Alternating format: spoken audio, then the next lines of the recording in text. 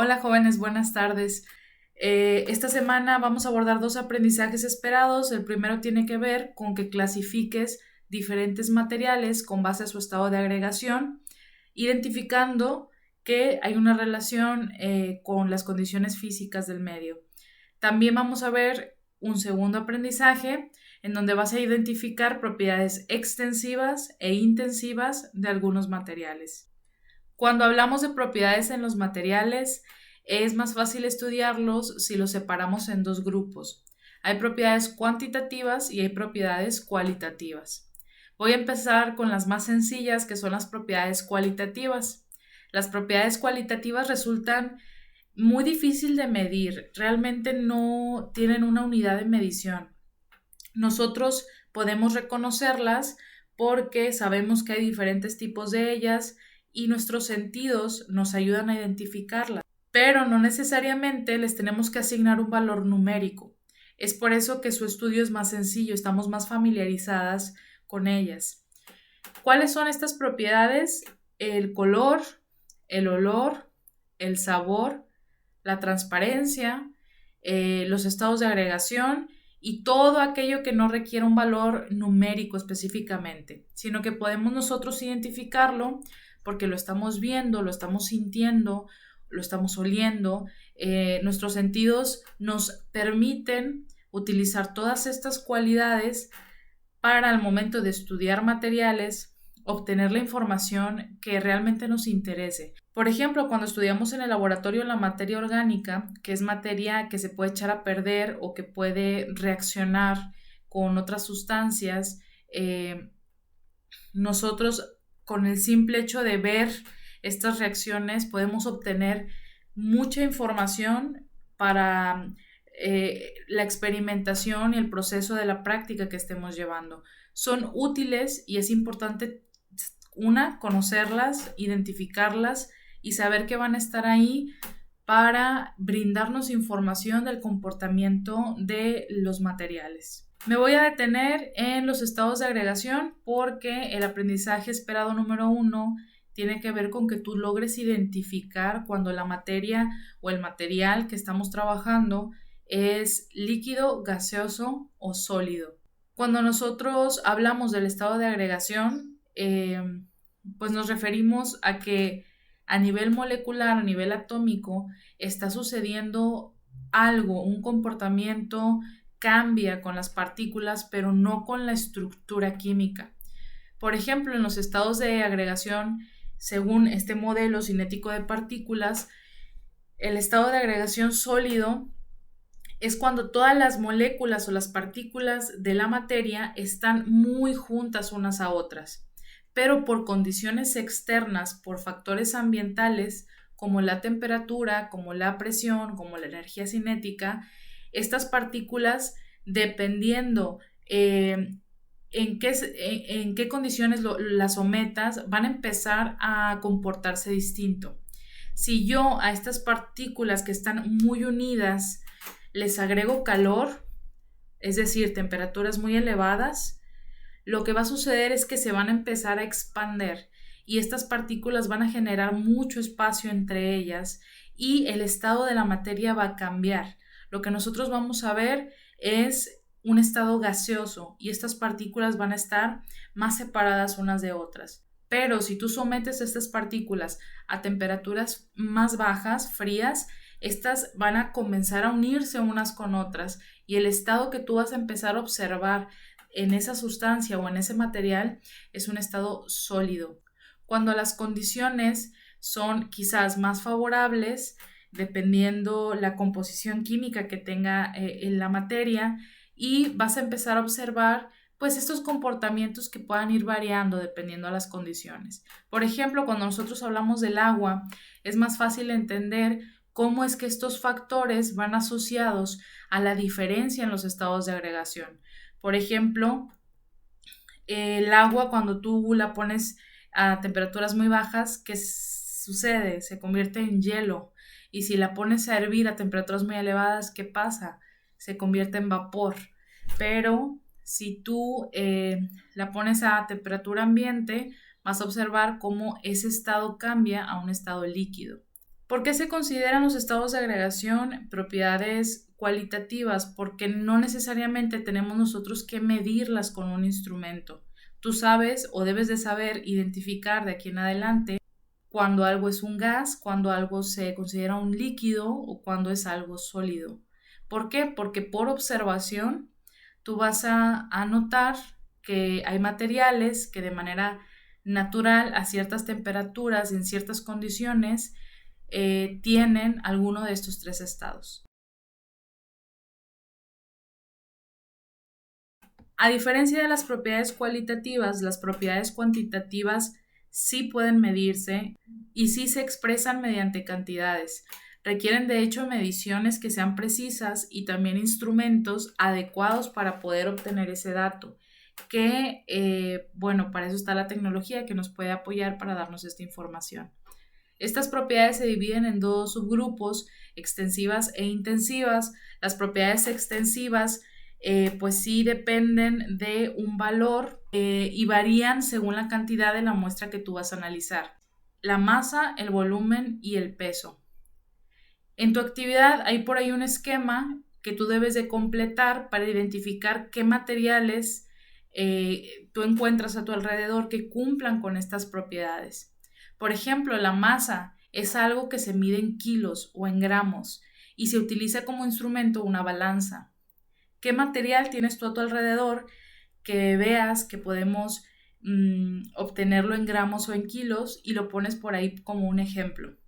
El volumen, la unidad que lo representa, es el litro o el mililitro y nosotros en laboratorio tenemos muchos instrumentos para poderlo medir. Hay probetas, pipetas, vasos de precipitados, mucho instrumento que viene graduado y esto te puede servir a ti para poder obtener una medida más precisa sobre esta propiedad. Vas a escribir ahí un material que tú veas a tu alrededor que pueda venir en mililitros o con esta unidad de medición. Las unidades te permiten poder identificar con mayor facilidad y ubicarlo en tu esquema y poder comprender un poco más de qué estamos hablando. Por último está el peso. Te recuerdo que el peso es una fuerza que ocasiona la caída de los cuerpos, es decir, no es como la masa. El peso nosotros en ciencias pues lo interpretamos como algo que depende del lugar del universo en donde estés, porque la gravedad influye. Entonces, en química, nosotros lo medimos a través de newtons, al igual que en física, y hay instrumentos de medición para esto. Por ejemplo, en laboratorio hay un dinamómetro y pues hay que pensar qué material pueda medirse con esta unidad. Cuando tú lo tengas ya listo, pues lo vas a pasar a tu libreta. Por último, tenemos las propiedades intensivas. Estas propiedades, su valor es independiente de la cantidad de sustancia que analices, no varía, normalmente hay una constante y son muy útiles para diferenciar todas las sustancias. En esta categoría nosotros tenemos muchos tipos de propiedades intensivas. Yo te voy a enlistar 6 y tú vas a ir completando el esquema. Creo que por ahí aparecen nada más 5 puntos. Si puedes, al final agregas un número 6 con este que te voy a dar porque es importante que lo tengas por ahí.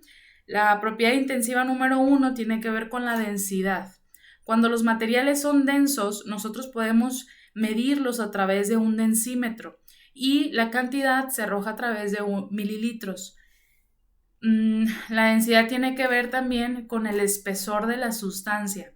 Esto te puede ayudar para identificar algún material que sea denso y que tú puedas ver en mililitros cerca de ti y poder anotar por ahí un ejemplo. También hay propiedades maleables. La maleabilidad tiene que ver con que si este material se puede laminar. Normalmente la mayoría de los metales son maleables aplicándoles algunas condiciones. Algunos de los materiales maleables para que puedan tener esta propiedad necesitan estar en temperaturas muy elevadas.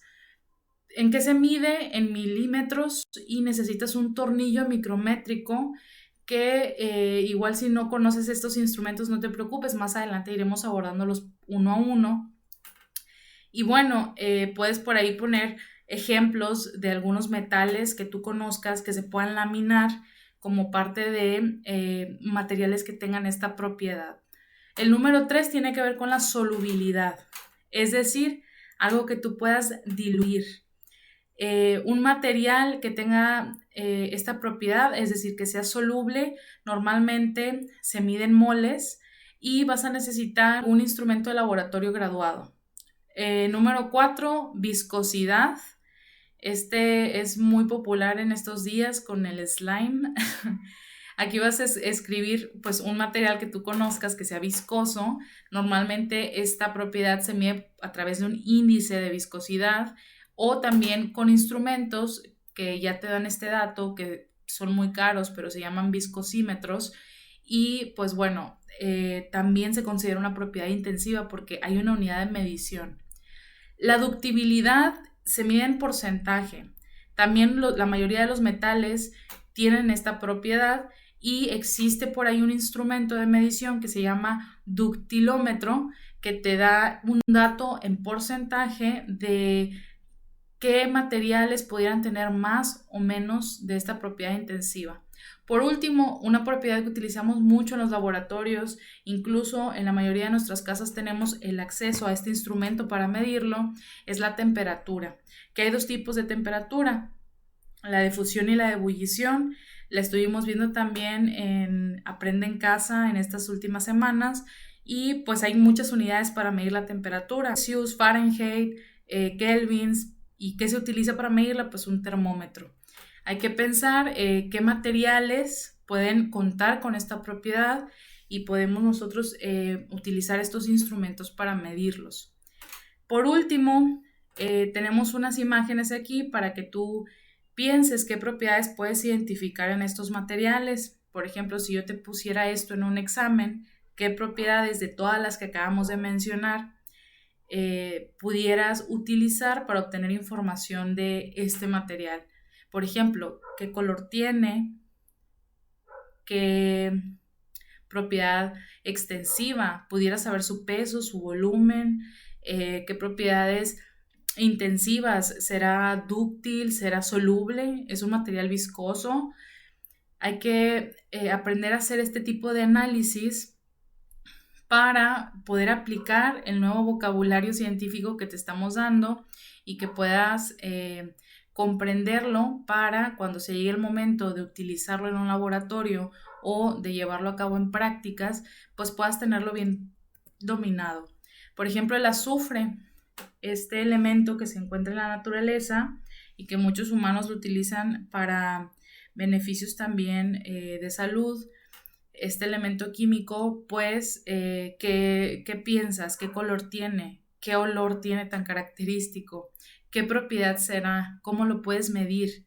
¿Lo pesas o utilizas mililitros para poder hacer un análisis de él? Esta sería la explicación para que puedas completar tu actividad.